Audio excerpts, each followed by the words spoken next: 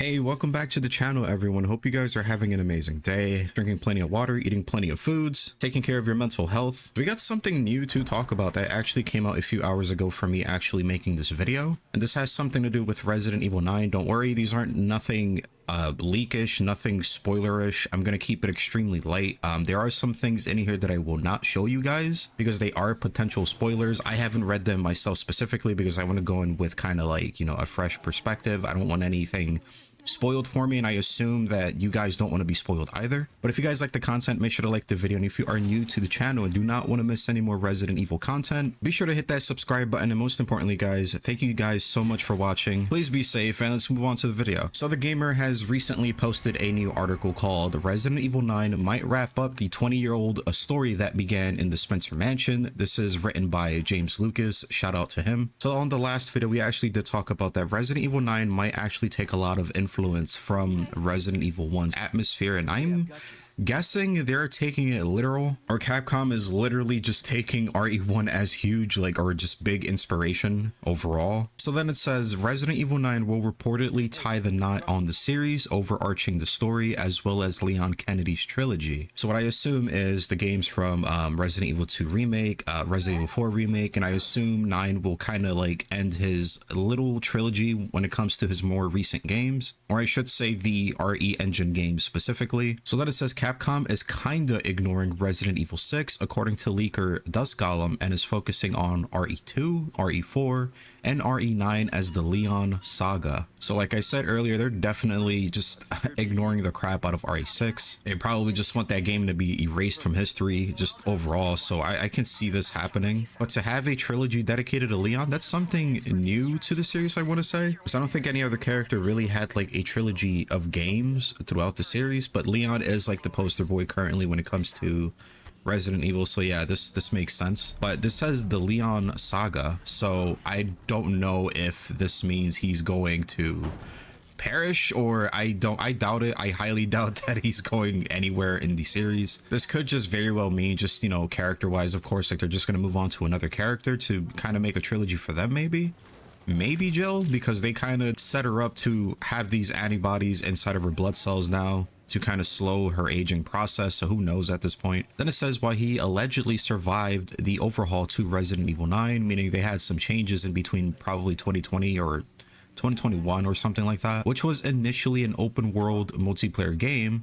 It's unclear where Jill Valentine now fits in, which apparently she was cut in like some rumors I read, but I don't know if this is true or not. Again, I haven't been keeping up to a lot of these leaks, so I don't remember essentially, so I'm trying to keep it a, you know, just a new perspective when going into RE9. So she could be in it, she could not be in it, who knows. So then it says last year Capcom confirmed that RE9 was in development. I don't know where this person actually got this information from, probably because of the whole Nakanishi thing, that he did come out and say that they are working on a new Resident Evil. So he might be talking about that, but we still don't know if it's RE9, to be honest. So it's not even a confirmation that's RE9, but we can assume it's literally the next entry in the series. But it didn't share any details about the game, let alone footage. And it's been radio silence ever since, with a reveal reportedly due later this year ahead of its alleged launch in 2026. Thus Golem has compiled a list of everything they know about the hotly anticipated survival horror sequel, and as pointed out by I'm not going to even try to pronounce this name here,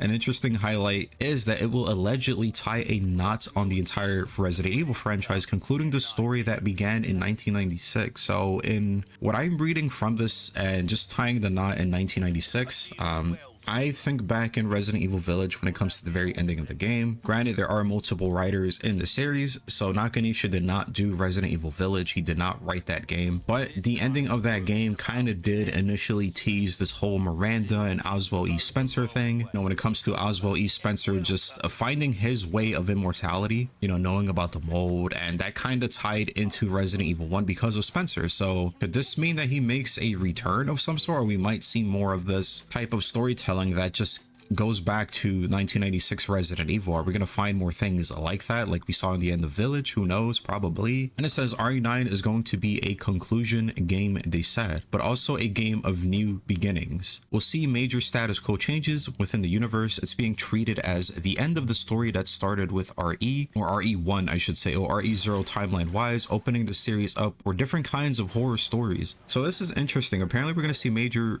status quo changes within the universe. I don't know if this particularly means, again, if a character is going to die or not, if characters are going to retire, but just being the end of the story that started with RE1 seems to me that it's going to be a hell of a huge conclusion, and it's going to be interesting to see, to be honest. And it says Capcom is kind of ignoring RE6, which I don't blame. Of course, people hated that game. The majority of people did hate that game. I feel like the game has been recently getting more love, but after playing it again, I feel like you have so many mechanics, but there's barely anything to use it on, especially when it comes to the Leon story. I know this is going to probably turn into an RE6 rant, but you have all of these dodging mechanics for you to walk in long hallways literally 60% of the game. Just whatever, it just turned into an RE6 rant. Let me just move on. And this is a tweet from duskGollum saying here, I believe everything I've said about RE9 since 2020 here before RE9 gets revealed. I haven't said anything too substantial, honestly, mostly just teases or development things, but wanted to summarize it, can look back on it later. Then it has basically all of the essential just story stuff or whatever this is. Honestly, I think they are like leaks. I didn't want to like read this myself. I didn't want to read this to you guys because these are potential spoilers, so I didn't go to any big details on this. If you guys do want to read this, just go to duskGollum's Twitter, or I'll leave a link in the description, of course, but I'm not going to read this for the sake of spoiler reasons. Then it says, allegedly taking center stage is Leon Kennedy, who hasn't been outside of the remakes and CGI films since Resident Evil 6 in 2012.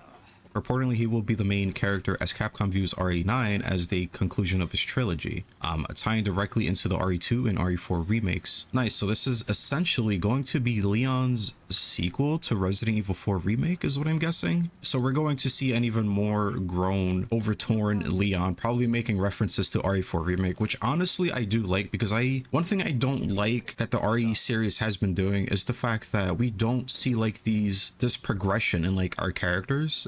The only person we did see that in is Chris Redfield in RE6. Granted, I just talked bad about RE6, but that's the only thing I did like about that game was Chris Redfield's story. You can honestly tell that he's been through a lot, versus the Resident Evil games with other characters where you don't see like the journey when it comes to these characters. And I feel like they are honestly doing that with Leon Kennedy here. So we are going to see the aftermath of RE2, RE4, and now we're going to play with a Leon that's going to be a more experienced Leon that's been through all of this, and we're actually going to see that, and that's actually cool to me.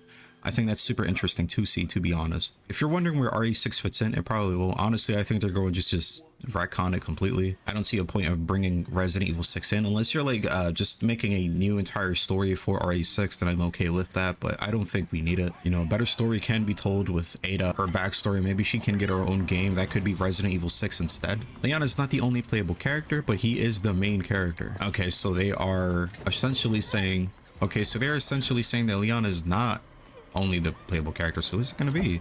Is it going to be Jill? duskGollum claimed in a follow-up comment that Capcom is kind of ignoring RE6 with its trilogy thought process. It's easy to see why. The game was so universally panned that it brought Resident Evil to a complete standstill as the studio scrambled to course correct, returning to the survival horror roots with Biohazard. Ever since, Resident Evil 6 has been an outcast among the main games. And we also have some stuff about Jill Valentine down here. What about Jill? As for where Jill Valentine fits in, who alongside Chris Redfield pioneered the series in the 90s, I agree. It's unclear. The original concept for RE9 was reportedly the opposite of Resident Evil 7. Supposedly because it failed to meet sales goals. It has since sold over 10 million units, becoming one of the best-selling games in the series.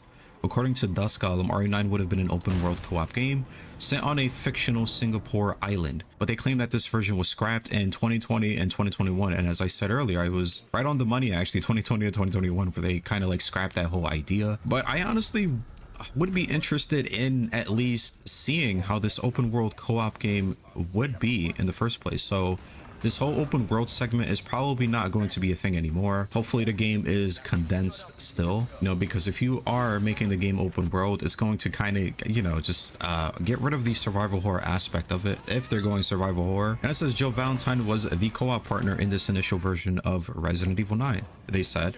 But she plays no major role in the final game. The final game is not co-op, it's single player. With Summer Game Fest rearing its head, many fans are hoping to see Capcom pull back the curtain to finally unveil Resident Evil 9, putting to bed years of rumor and speculation. Whatever it ends up looking like, it's reported to be an incredibly ambitious follow-up with the biggest budget in the series, reinventing the format once again to make Resident Evil the leader of the horror game genre.